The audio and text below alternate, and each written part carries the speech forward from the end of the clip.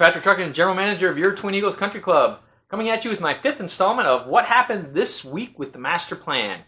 All right, so I'm going to spend the majority of this time talking about the survey results. It's been about a week since we put it out. We have about 70% of the membership having responded, which is a really good response rate. Hoping to get that a little higher, so if you haven't taken it yet, please take the time to get out there and click those buttons for us. We're actually going to put a deadline of Thursday at 5 p.m. So if you could get it done before then, that would be great. The goal then is to get it published to the Elevate Your Lifestyle tab just as quick as we can, probably the early part of next week. Because there is a lot of data in here, and I'm not going to drill down through all of it because it would take a long time, but I am going to give you the high points as we work through it. So speaking of the Elevate Your Lifestyle tab, if you haven't been there in a while, go there. We're always putting new stuff up there, and chances are if you might have some questions, there's answers there, and it's just a lot of good information. So please spend some time looking at that stuff that's on the website. Now, the way the survey was structured, the first question is, do you support using initiation fees?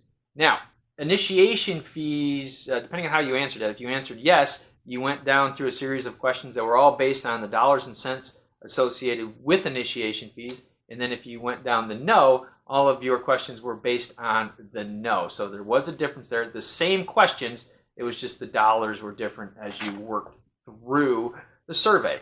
82% of the respondents said yes, they were in favor of initiation fees, and 18% said no, they were not in favor of initiation fees. So for all intents and purposes right now, I am just going to focus on the 82% that said you were in favor of initiation fees, knowing full well that there is 18% that are not in favor of initiation fees, and that information for those different questions will be available on the website for you to take a look at if you want to dig more into those details.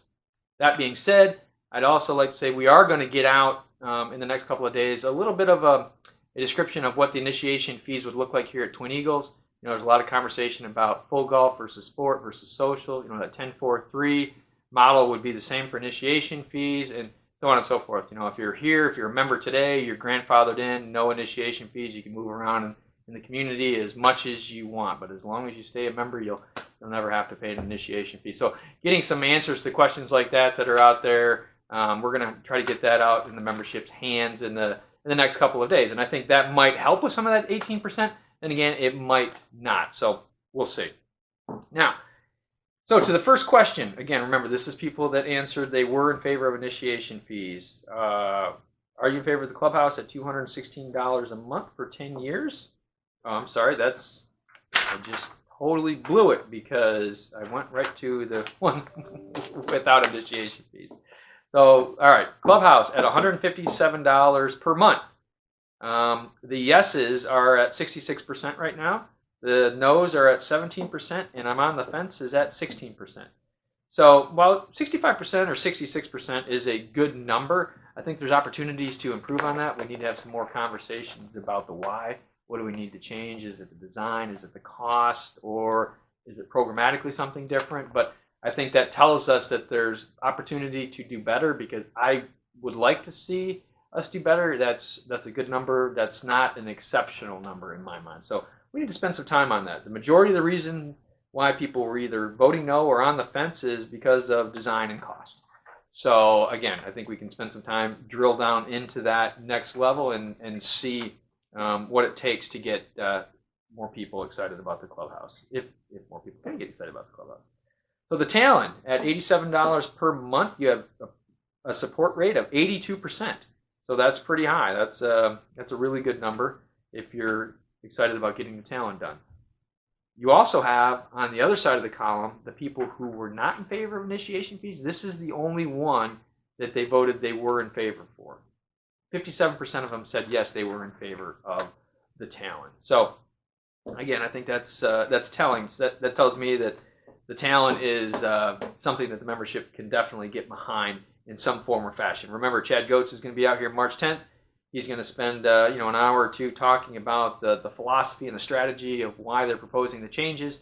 We are going to record that, so you will have the opportunity to watch that if you're not here. And then after that, giving you a couple days to digest it, we're going to ask you that question. Is it restoration or is it renovation redesign? To really kind of narrow in on that piece of it. All right, next question has to do with the Tiki Bachi.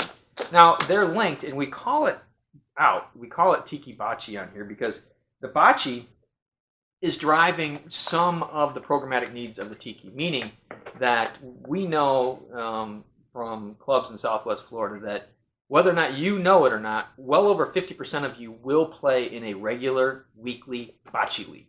So by the numbers, that's close to 700 of you will play bocce. That's a lot of people. And we need to be able to service that from a drink appetizer standpoint, and we also need to be able to service that from a dinner standpoint. Because the other piece of it that we know from every other club in Southwest Florida is right about 60% of you, after you get done playing bocce, you're going to walk right into the nearest dining establishment and you're going to have dinner. So that is a lot of people that are going to be coming in on a nightly basis to have dinner after playing bocce. And that's independent of the people that are just coming to hang out at the Tiki and get a more casual dinner. So that's part of what's driven the size of the Tiki. And that's why we asked, if you weren't in favor of the Tiki as it is today, would you be in favor of moving bocce someplace else? Or up here around the clubhouse primarily was what we were looking at. Now, you didn't see that question unless you answered no. And 50% of you that answered no said you would be in favor of looking at bocce in a different location. So I put that out there because if bocce does ultimately move up here to the clubhouse for whatever reason, that affords us the opportunity then to tweak that design of the Tiki. It might not need to be of the scale that it is today, because it might not need to serve as many covers on a regular basis, because you have that flow of people coming off the bocce courts that would be now up at the clubhouse. So that's why those two are linked, and we're going to spend a little bit more time digging into that one in another survey in another week or so. With that being said, I don't think I mentioned it. Right now, the support is at 53.16%. So 53% of the people that were for initiation fees are for the Tiki bocce combo as it is today. And those of you that were on the fence or voting no, it was largely because you didn't think Twin Eagles needed it. And so the question becomes, is it that you don't think Twin Eagles needs bocce, or you don't think Twin Eagles needs what we had proposed down there? So that's what we're going to try to drill down more in the next survey on. So now the fitness center. The fitness center is where you start to see support wean for these various components. You have about 46% of the membership, of 46% of the people that were in favor of initiation fees are for the fitness center, and about 41% are not, with 12% on the fence. So that tells me we have to work a little bit harder if we wanted to get that fitness center into this part of the early program. And right now, if you go down to the reason why you're on the fence or you're voting no, almost 60% of you say that you don't believe Twin Eagles needs it. So that means there's a lot of work that would have to be done, and it's not just design, it's not just cost, and it's probably at this point just not something that the membership has an appetite for, which is fine. It's a component that we can come back and revisit in the future. Now the racket center, it's very much the same sentiment, only the no's. This is the one component that everybody very loudly said no to. 35.84% said yes, with nearly 53% saying no, and 11% on the fence. And again, the number one reason why, actually over 60% of you said no because you don't believe Twin Eagles needs it. So again, that independent of design or cost or anything like that, as it's presented today, you don't believe that Twin Eagles needs something like that. So that is probably going to be another component that it's going to be really good to just put a pin in for now and revisit, down the road if the club decides to do that. The last question is the tolerance for monthly payments, right? And this is just to get a sense of, from a budgeting standpoint, where we are going. Are we on the right track or are we not on the right track? 8.7% of you said you have zero tolerance. You voted for zero. 21% of you voted for $150 a month. 32% of you voted for $250 a month. 25% of you voted for $350 a month. And 13% of you actually voted for $450 a month. So that's almost a perfect bell curve distribution. So, that gives us a sense of what the membership is thinking and where all of this stuff needs to come in more or less from a budget standpoint, assuming we get all the programming components of it correct as well. So all in all, I think it was a very good survey. It actually was very enlightening, and a couple of the things that I think I knew and members of the board and different committees that are working on this knew, anecdotally, this survey certainly brings to bear, and that's the Racket Center and the Fitness Center and some challenges associated with Tiki.